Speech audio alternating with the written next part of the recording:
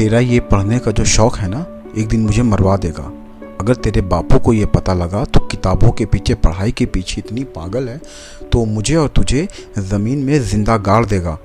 इतना कहकर उसकी माँ अपनी मेम साहब के पास चली गई और उसने जाके अपनी मेम साहब को सारी बातें बता दी।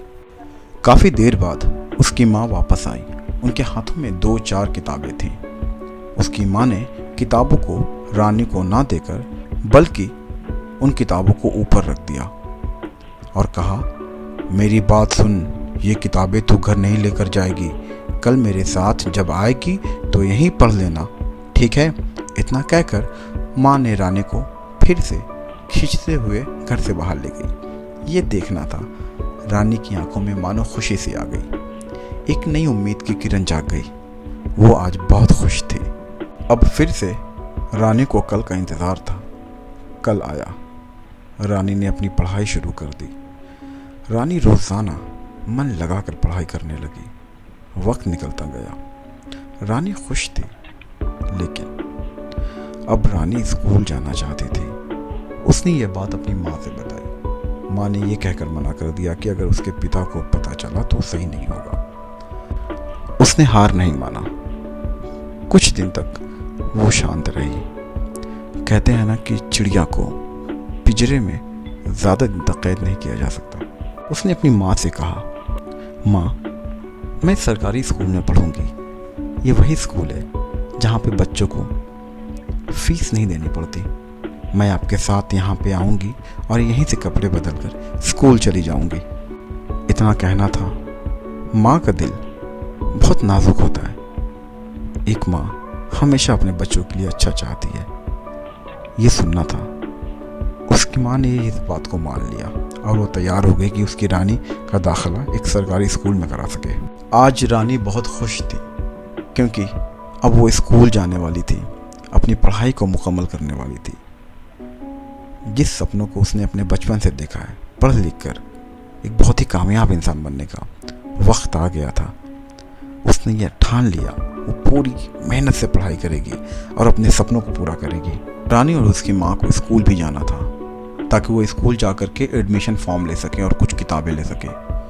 लेकिन आज का दिन कुछ ज़्यादा डिफ़िकल्ट था उसकी माँ के लिए। इतना ज़्यादा काम उसकी माँ के ये दिमाग से ही उतर गया कि उसे स्कूल भी जाना है और अपनी बच्ची के लिए एडमिशन फॉर्म भी लेना है। ये देख रानी बहुत उदास हो गई और रानी की उदासी मेम साहब से देखी नहीं गई। अचानक मेम साहब किचन में आके पूछती हैं उसकी माँ से, क्या हुआ, रानी आज बहुत उदास है?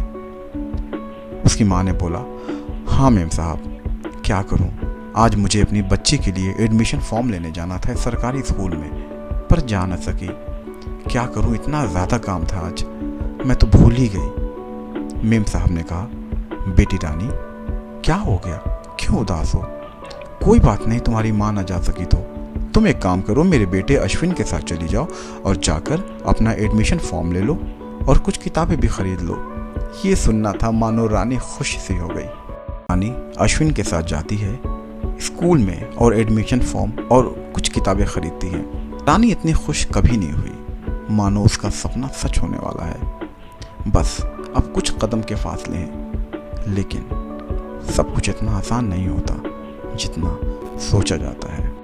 माँ और बेटी दोनों घर जाने लगते हैं। जैसे ही वो घर पहुंचते हैं तो क्या देखते हैं कि उनके घर में उनके पड़ोस के भूषण चाचा बैठे हुए हैं और रानी के पिता भी बहुत गुस्से में बैठे हुए हैं। ये देखना था। रानी की खुशी अब ज़्यादा देर तक नहीं रह सकी।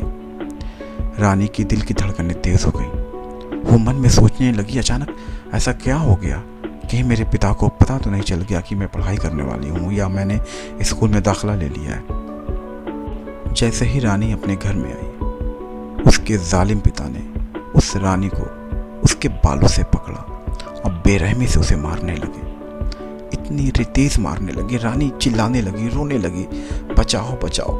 ये देख उसकी माँ भी वहाँ पे आ गई। उसने के बाप ने उसकी माँ को भी बेदर्दी से मारा, बहुत मारा, इतना मारा कि रानी के होठों से खून आने लगे। रानी को कुछ समझ नहीं आ रहा था कि आखिर ये सब हो क्या रहा है।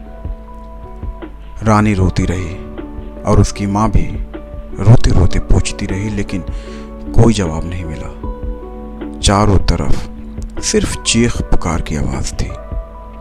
थोड़ी देर बाद एक लंबा सन्नाटा, मानो जैसे कुछ हुआ ही नहीं है। लेकिन इससे बुरा कुछ हो भी नहीं सकता। वो रानी जिसने ख्वाब देखे थे ज़िंदगी में कुछ करने के, कुछ बनने के, वो चुपचाप उस ख्वाबों में समा गई और इस दुनिया को छोड़कर चली गई। ने रोते रोते पूछा, बताओ आखिर क्या हुआ? तो उसके जल्लाद बाप ने बोला कि भूषण चाचा ने रानी को एक लड़के के साथ एक सरकारी स्कूल में देखा है। काश रानी के पिता थोड़े से भी समझदार होते तो रानी की पढ़ाई में इस तरह की बाधा नहीं बनते। वो अपनी बच्ची को पढ़ाते, पढ़ा लिखा कर एक बहुत ही काबिल, एक बहुत ही कामयाब शख्स बनाते। दोस्तों, ये कहानी आपको कैसी लगी? उम्मीद करता हूँ आप लोगों को बहुत अच्छी लगी होगी। अगर अच्छी नहीं भी लगी होगी तो प्लीज़ आप मुझे कमेंट बॉक्स में बताएं आखिर क्या कमी है, कहाँ सुधार करना चाहिए, तो कि मैं अपनी आने वाले नेक्स्ट वीडियो में इसे बहुत बेहतर तरीके से करके आपको पेश कर सकूं और आपको खुश कर सकूं। बहुत बहुत शुक्रिया।